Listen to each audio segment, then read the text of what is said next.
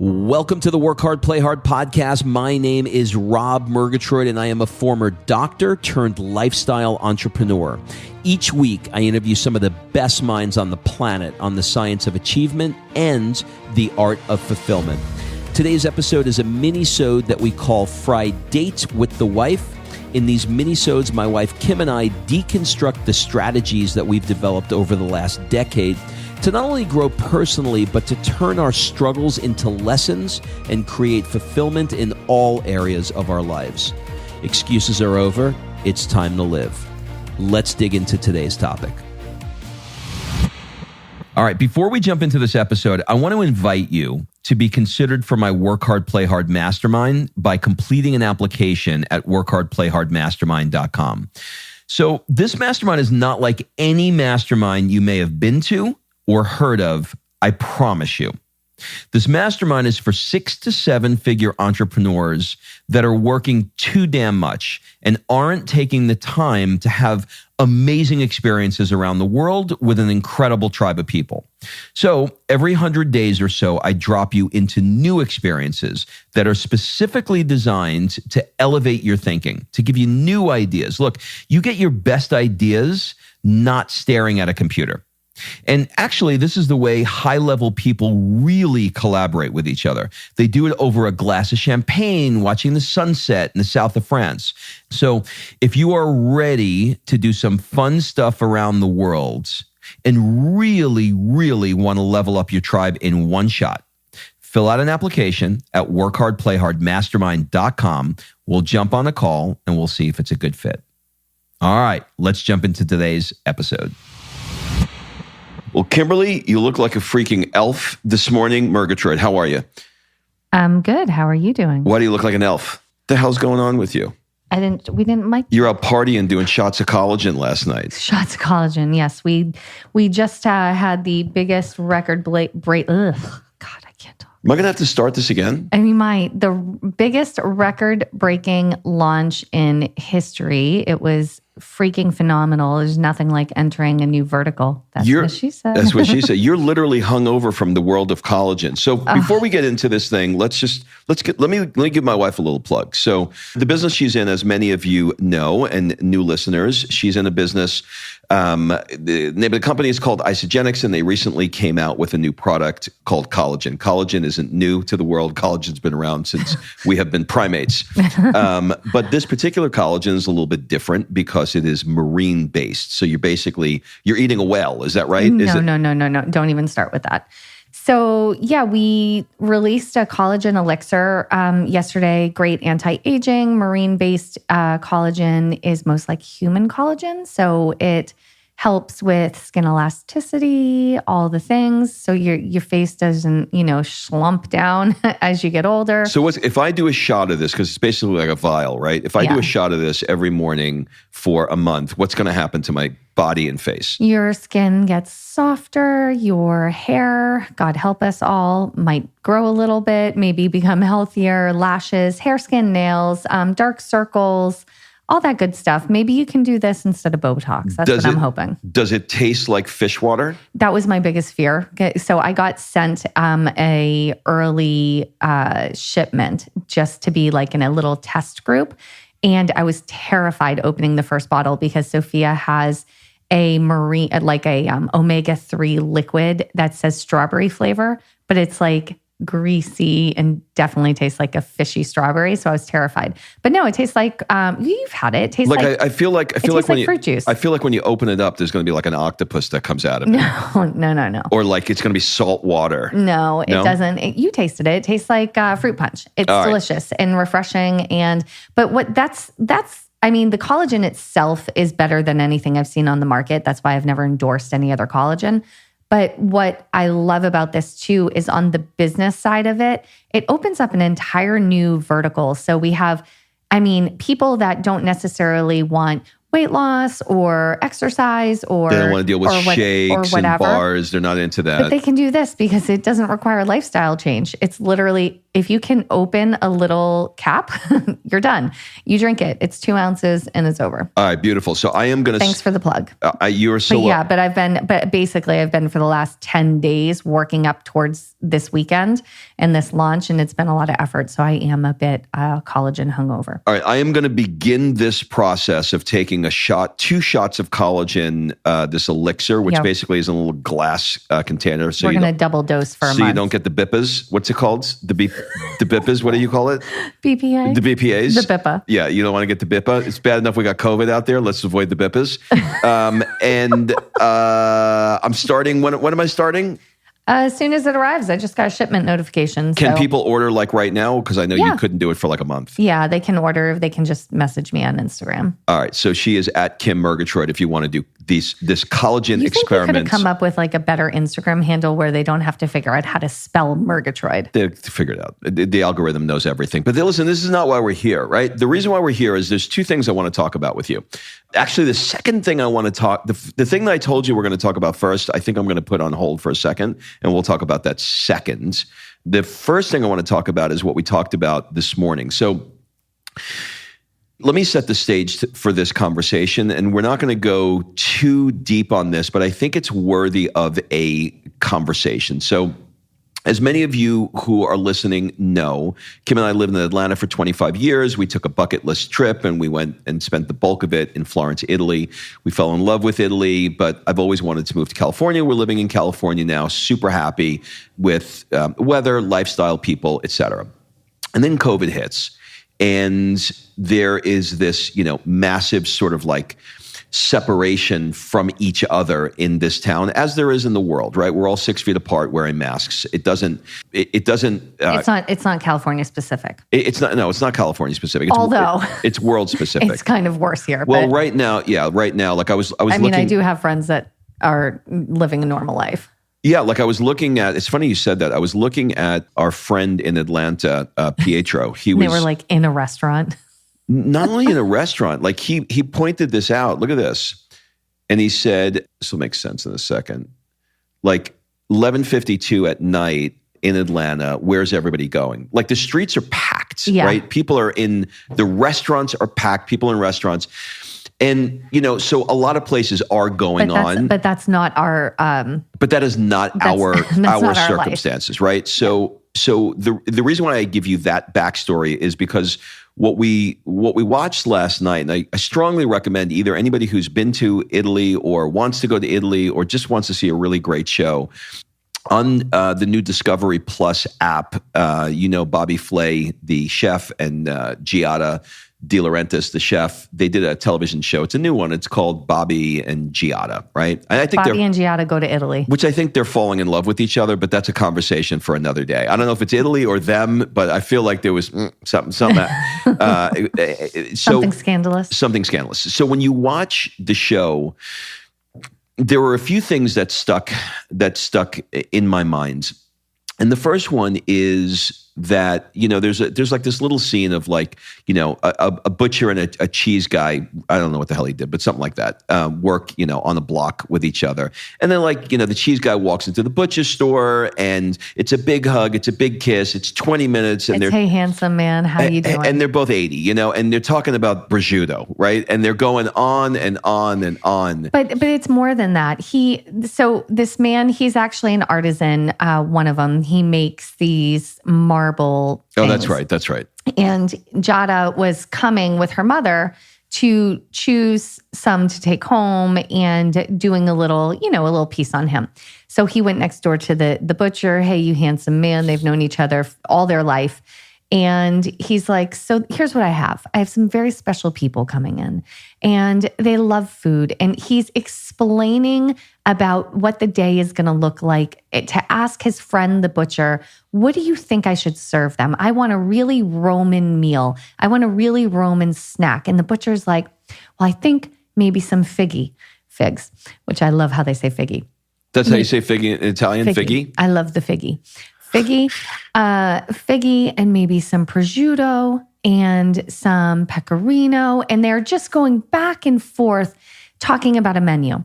I don't know about you, but when I walk into Kroger and I go up to the meat counter, she's not conversing with me about about what exactly is about to happen in my house. It's more like, what do you want? How much? Get the hell out. And By the way, East Coast people have Kroger, West Coast have Ralph's, same company. Same company. So like, there is no, like, let me tell you about what's happening today and help me unpack that. And you could say, okay, but this was for a TV show, except it was my experience. And so when we were in Florence, I would go to the market, to the mercado, right? I'd go to the market and there was the meat guy, the butcher.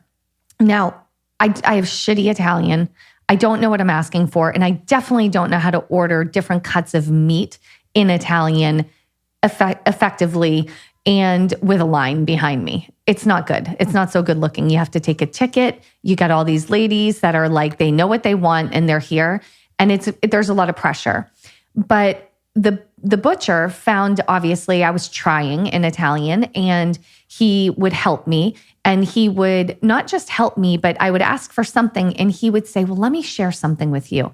And he would come over to me and he'd give me whatever fresh cut of something and tell me about it and what to do with it. And like, he really wanted to help. And it was not one time, it was all the time. It was every time. And so I know that really exists.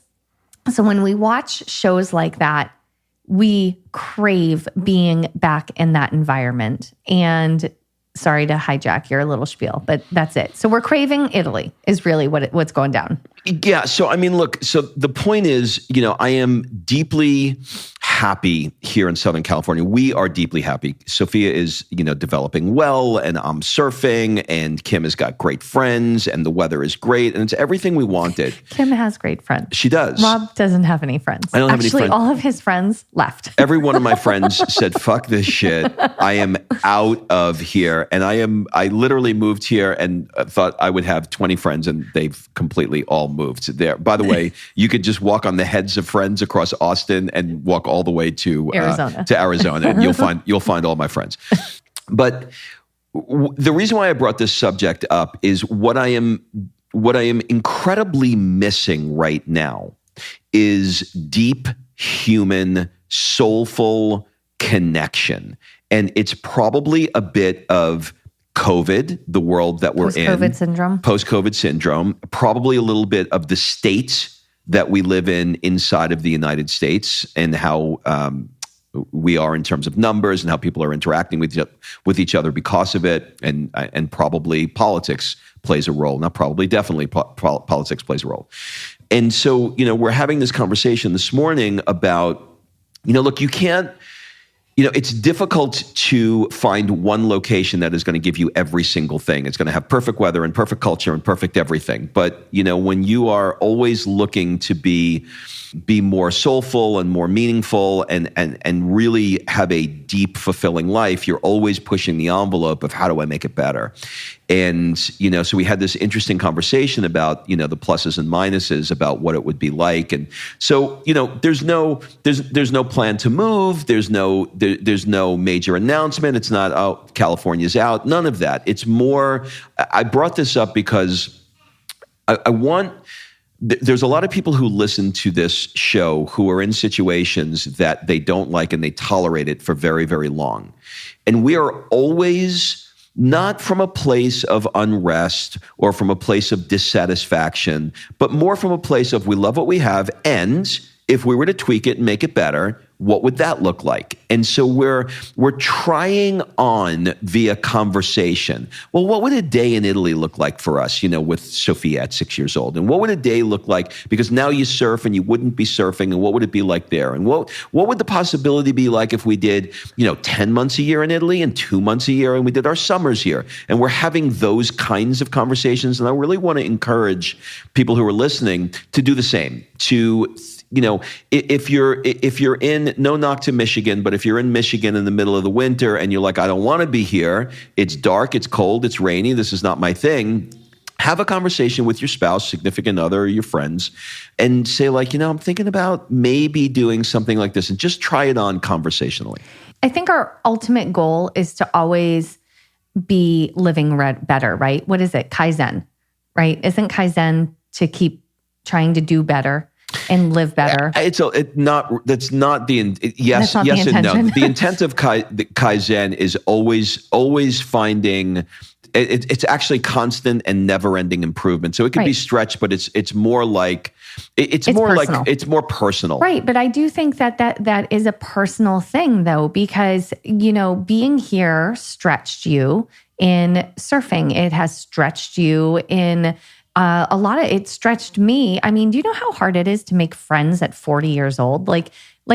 Friendships already happened, right? That you got your high school friends, your college friends, your work friends. But like when you work from home, do you know how hard it is to make friends? Like that's a stretch.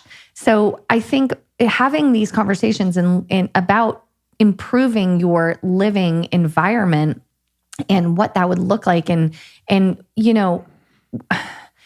we have so many years on this planet in this lifetime, right? How do you want them to go down?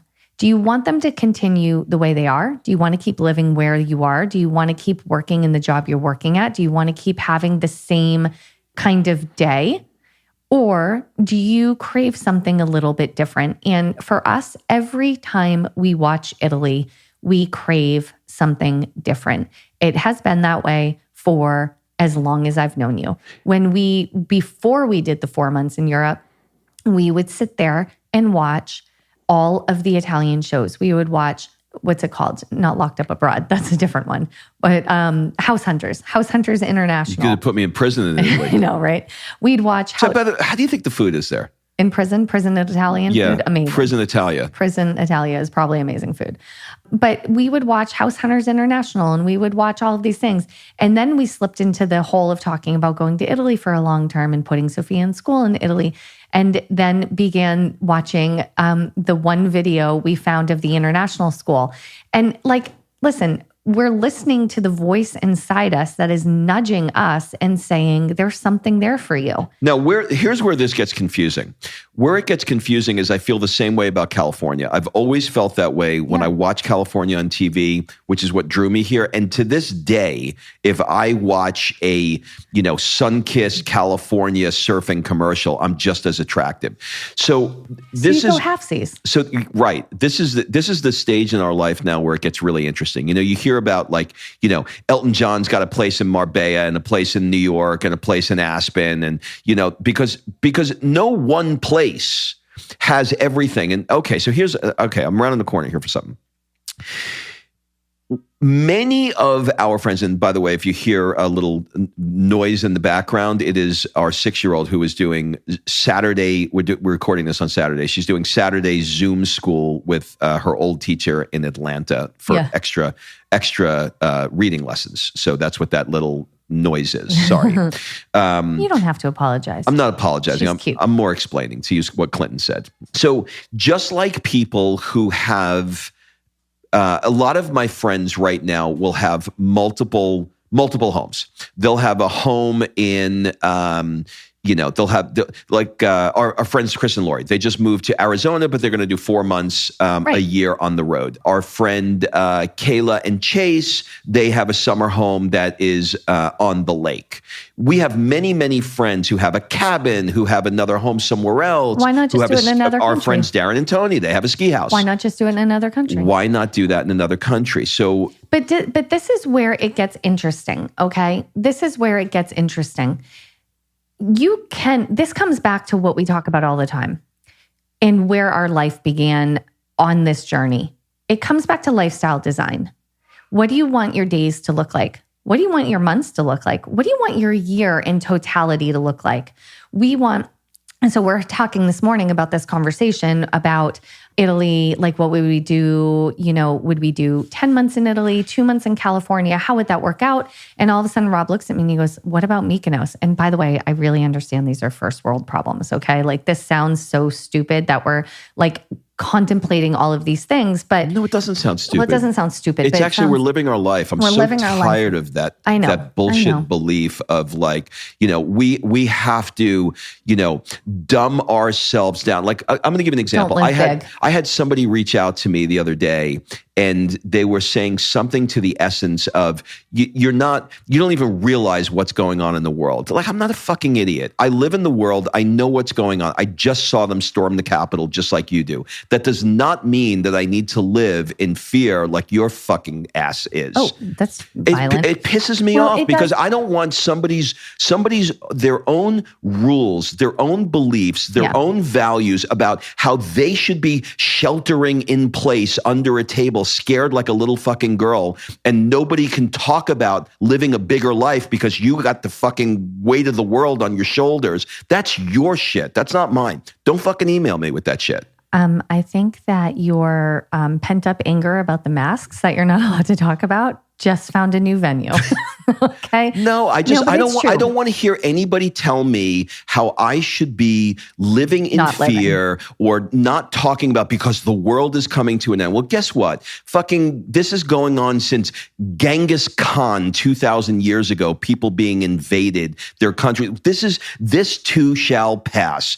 Trump is going to be gone. COVID is going to be gone. Masks are going to be gone. And so am I going to be gone. I am not going to not live my life because you're telling me that I should be a fucking little P word under the corner, oh my God, under the table, scared because of this just took a left.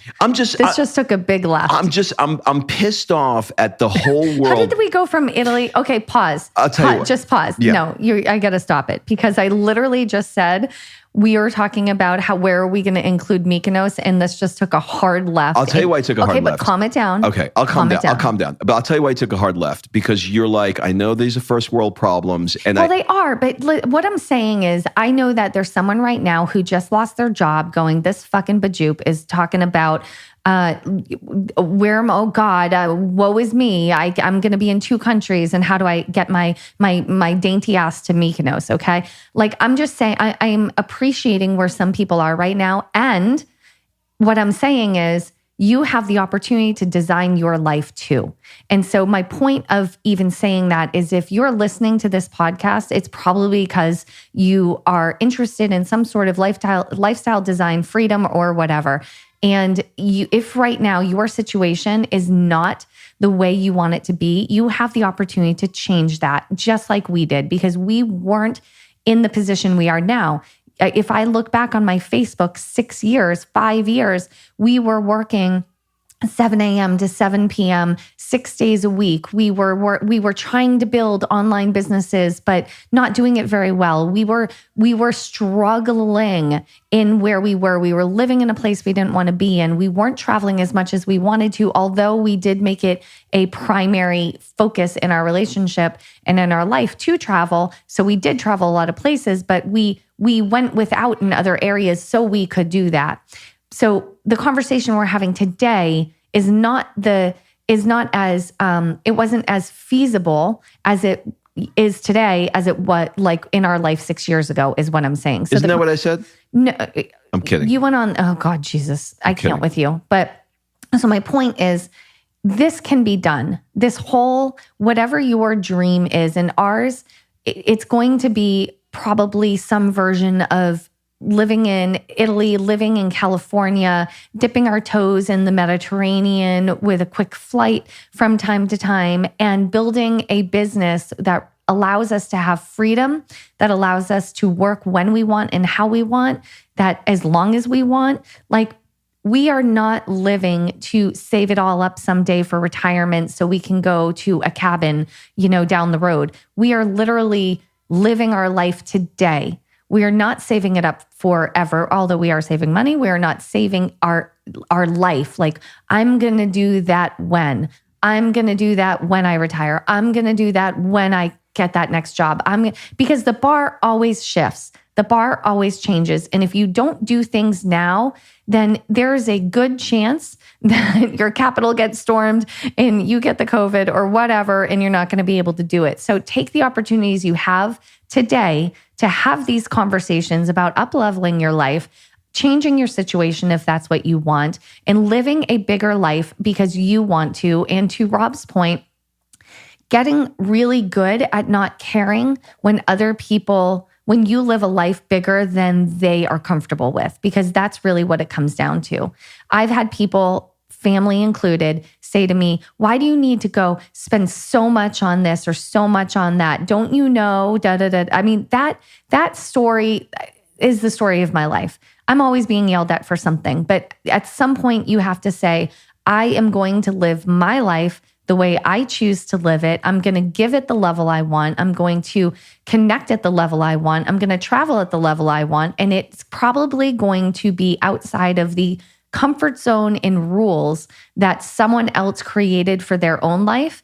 And when they get that angry, it's because, or that they need to reach out to you to share with you their rule system. It's because they want something you have, and they are pissed, probably subconsciously, that they're not willing to put the big boy panties on and make it happen. I love that. Okay, so I'll leave you with this. One of the things that... Covering a lot of topics today in this podcast. No, that's good. I mean, look, we're all in this fucking shit together, right? I mean, we're all dealing with it. So, why not offer a different perspective? Maybe somebody will see something in this conversation.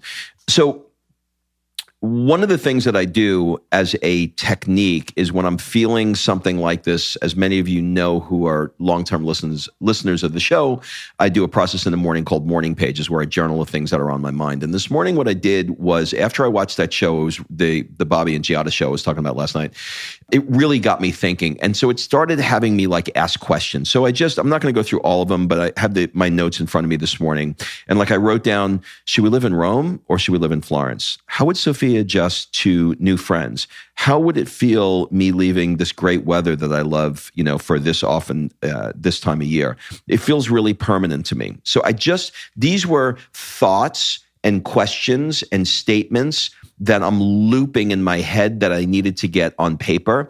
And then I was able to come to Kim this morning, over some coffee and say, okay, I just want to kind of go through some of these thoughts in my head. And then we had a really meaningful conversation about, some of the things were, well, you got a couple years before we could do anything anyway.